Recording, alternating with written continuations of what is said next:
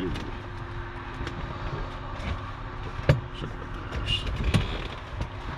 Oh, good.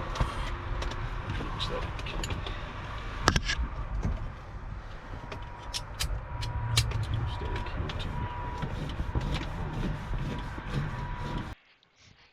Hey guys, Scott here. Thanks for watching the video today. And for those of you who don't know, I am taking flight lessons. And this right here is my pre-solo flight that I'm taking. And I did not know I was going to do a solo on this day. But as we got up in the air, my instructor said, hey, if you can do this a couple more times, and then as far as landing, we'll go ahead and solo you. So this is not the solo flight. The next video will be the solo flight, but this is our pre-solo flight here. And so here you can see, as we get started, we are, if you can notice, I'm looking at a checklist, and I refer to this checklist many times as you're flying in different stages of your flying. And before we ever actually get in the plane, we do a checklist. We go over the outside of the plane, make sure there's no damage, make sure the flaps are working, make sure the ailerons are working, make sure everything seems to be checked out from the outside of the plane. And we also drain a little bit of fuel out of the engine, and also each of the fuel tanks to make sure there's no water condensation buildup in the tank, and then pull our chocks out and just look at several different things on the outside of the plane. And then once we get in the plane, there's another checklist, as you can see me holding a checklist there, and before we ever start the engine. And so as you can see here, I'm adjusting the some different gauges and stuff in the plane. If you are familiar with planes, and you know what all this stuff is. But there's a bunch of different things that we have to do before we ever even take off, or before we ever even move the plane, just to make sure everything is in good working order. But also there's a lot of different switches and knobs and gauges, and you got flaps, and you got your trim. You want to make sure all that stuff is set before you ever take off and before you ever start going. And so that's a lot of stuff to remember, and while I can remember most of it, I do want to make sure that I'm not skipping over anything, because it's very easy to skip over. And so now we're taxiing out to runway 16, and so the runways are labeled. So if you ever see numbers on a runway, maybe 16 or 34 or 15 or 18 or whatever it is, that is in reference to the direction of a compass that they're heading. And so as we're taking off of runway 16, we're taking off into the 160 degrees. And that's what the runway we're taking off here. We also always try to take off into the wind as much as possible. And so this airport that I'm at here, it only has one runway on it. And so it has one strip on it, if you would, so that you can go both ways. You can take off a runway 16 or 34. And so here we see, as we stop short, these lines that are on the taxiway here, that you see the yellow lines, black lines, these are a hold short or stop short lines. And before we ever go out onto the runway, we got a hold short here. We got to do a run up with our engine. So we stop here, we hold the brakes, we run our engine up to 2,000 RPMs, and we do mag tests. So we turn the key halfway off, or to your left mag, and then you turn it to your right mag. And so basically, on an airplane, your ignition system has two ignition systems, and we check both of them to make sure they're working. Checks a bunch of other things. And here we're also checking the GPS to make sure there's no one else around us, and we're making radio calls to make sure there's no one else in the pattern or anybody that we can't see, and just let everybody know in the area that we are about ready to take off.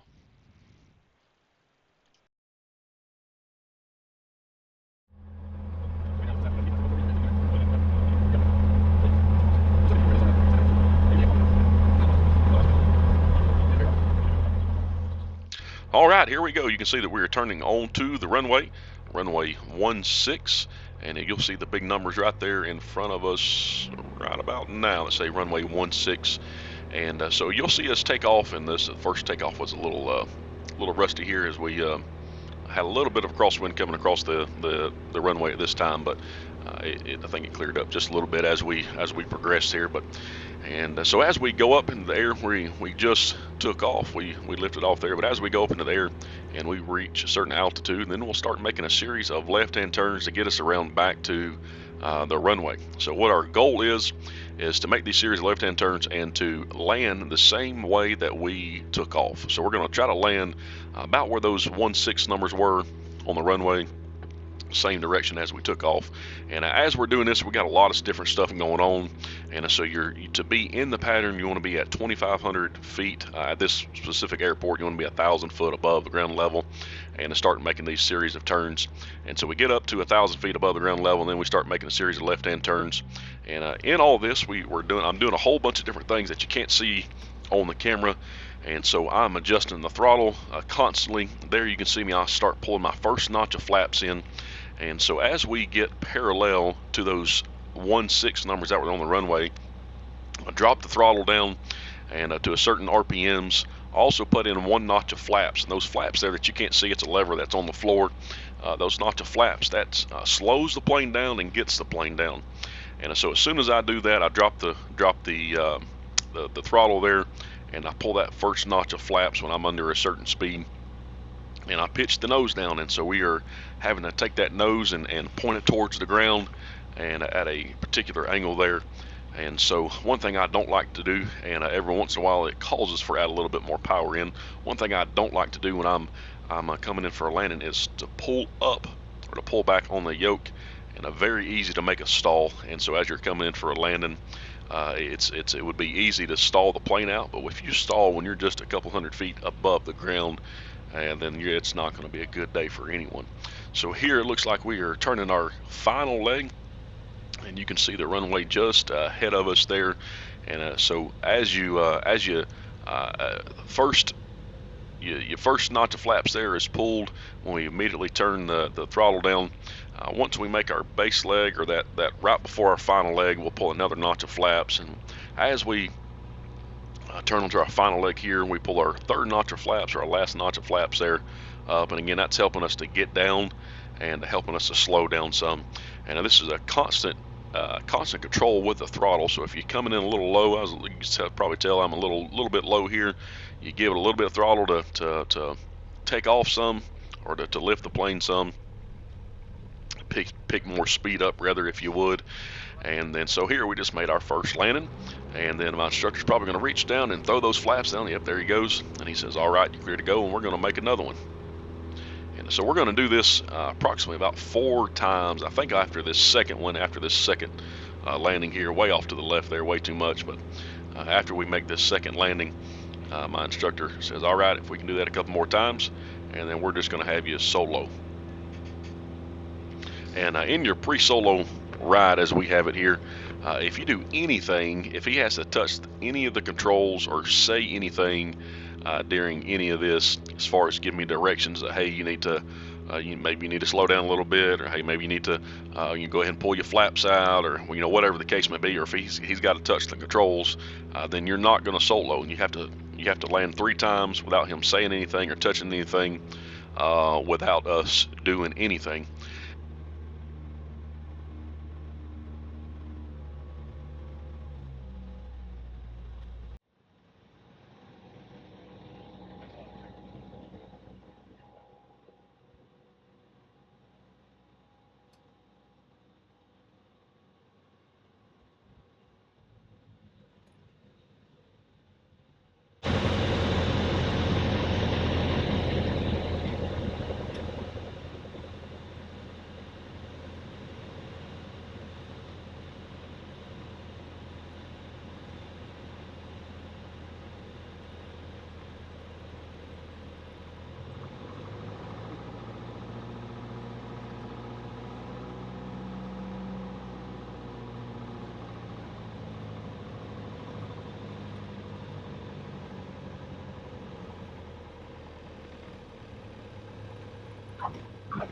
Nice landing, Scott.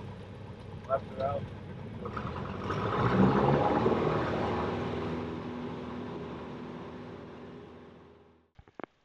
All right, as I was coming in for that final there, and just about over the runway, you could probably hear the engine speed going up or going back down, and that's me with my hand on the throttle and constantly adjusting that throttle as we're coming in. So if you notice you're a little slow, or if you notice you're a little low, you can give it some throttle or pitch up and get you to where you need to be.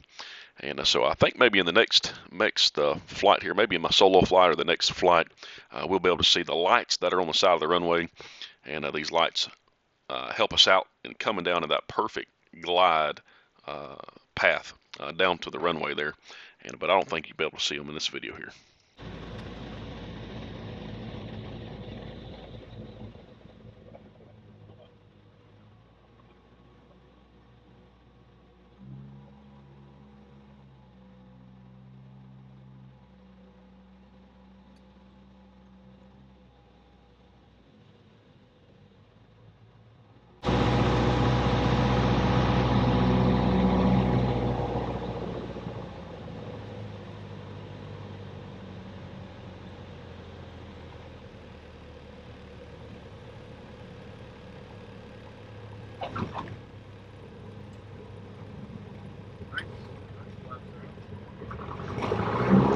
All right, for all you aviators out there, all you guys who fly or know a little bit about flying, don't judge me too hard on my landings here, all right?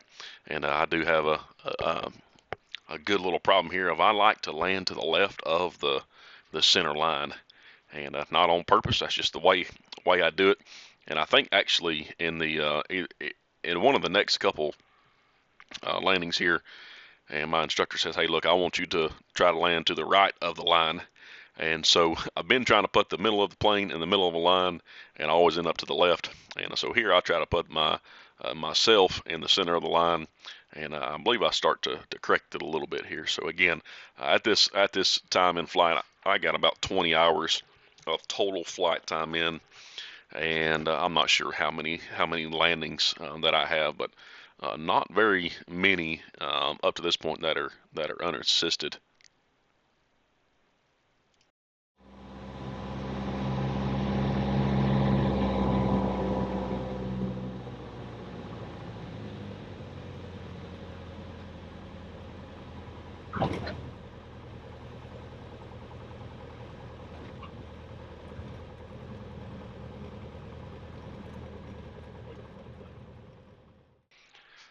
So these first few takeoff and landings that we done, and as normally what we do, unless we're trying to do something special, is as I'm coming in on the final, again I'll have those 3 notches of flaps in, and whenever we touch down, if we're going to be doing a touch and go, which means we're going to touch the runway, and then we're just going to go take back off.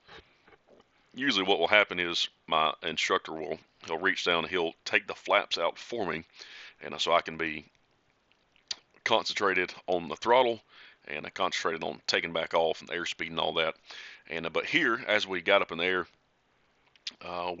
he wanted me to simulate my solo flight. So here, the last one, I believe this one as well. He wasn't talking to me. He wasn't doing anything in the air, and he wouldn't give me any direction. I was even asking him questions about stuff, and he's like, "Hey, look, I can't talk to you right now, all right?" And so here, what we simulated, it was us doing a solo flight. So instead of him taking the flaps out and me taking right back off, he said, "Hey, look, we want to completely get off the runway, taxi off the runway, taxi back to the beginning of the runway where it took off, and do those pre-takeoff checklist again, and then we're going to go around just like you would in your solo flight." And so this is exactly what we do here. There was even one point where we got up in there. I'm not sure if it's on this takeoff or the last one here. We got up in the air, and I haven't really, had to deal with a whole lot of traffic as far as, the instructor not being there. And but as we got up in the air, as soon as we took off, another guy called over the radio, said he was turning into the traffic pattern, and he was, I think maybe 3 or 4 miles off as we was going down the runway. And I had to make a decision whether to go ahead and to continue in the pattern or extend out a little bit, let him come into the pattern. And I asked him, I said, "Hey, should I extend out a little bit, or should I go ahead and make a left-hand turn?" And he says, "Look, I can't tell you what to do here, so you're gonna have to figure that out on your own." And so I did call over the radio, and I said, "Hey, look, I'm just going to extend out on my upwind, and I'll fall in behind you there." And so here you can see us going over the pre checklist again, and as we get off of the runway, I'm not sure if you've seen it or not, as we get off of the runway back over to the taxiway, there is a after landing checklist. And so again, many different checklists as we are flying. There is a checklist before we ever get into the plane where we check over the plane as we get into the plane and sit down. There is a startup checklist, things that we do before we start the plane up. After we taxi out onto the taxiway, and right before we take off, there is a pre-takeoff checklist after we get into the air, which you don't see us doing that here because we're just making traffic patterns. But normally after we get into the air, there is a cruising speed checklist where we turn off the fuel pump and we turn off a couple other lights and different things. And so many different. And then after we get off the runway again, there's a after landing checklist. And so this last time we got off the runway, we stopped, we done the after landing checklist, and then we taxied back to the front, or to the front of the runway, and then we done our pre-takeoff checklist again. And we didn't do a run up again as far as checking the engine and all that, because we're continuing to fly the plane here.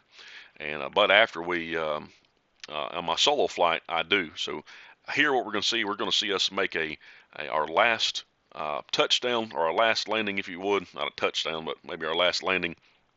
And we're going to taxi the plane back to the airport, or the where we park all the airplanes, tarmac, if you would. I'm not sure what they call it, and we're going to taxi back there. And then what we actually do is we go inside, and he's got to, in my logbook, he's got to put a solo endorsement in there, and make sure I got all my documents. So in order for you to solo or to fly solo, there's a bunch of different things you need on your person.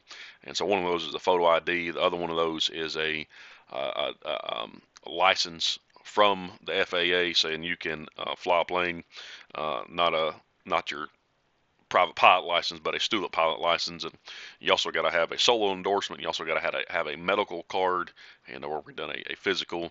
And so he checks all that stuff, and then I'm going soloing right after this. So not long after this, probably 30 minutes after this touchdown here, I get back in the plane and do a solo. So watch out for that video there. And what a nerve-wracking thing, but ended up being pretty good.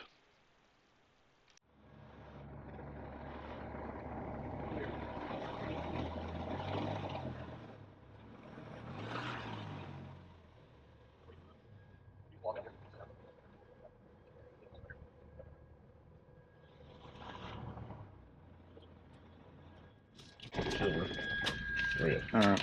Keys, you can just put those up top for yourself. And I've never seen that happen before. So you try to pull them out when it's on one of the magnetos.